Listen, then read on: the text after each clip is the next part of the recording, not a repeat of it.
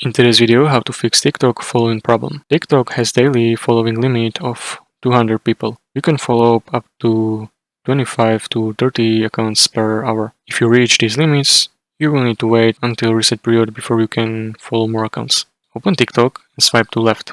Hit follow on any account you want to follow. If you hit follow limit, you will need to wait until next hour or next day to follow more people. If you haven't hit follow limits, tap on profile at the bottom right, then tap on three lines menu, go to settings and privacy, scroll down and tap on report problem.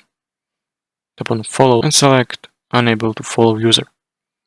Ensure your Wi-Fi or internet connection is working properly. Clear TikTok app cache. Go to device settings, find TikTok, and clear data and cache. If you are still having issues, scroll down in report problem section, and when asked if your problem is resolved, tap on no. Tap on need more help, and enter details of your problem, including a screenshot, and explain that you are trying to follow accounts but it's not working. Submit the report. TikTok should respond within a few days to help resolve issue.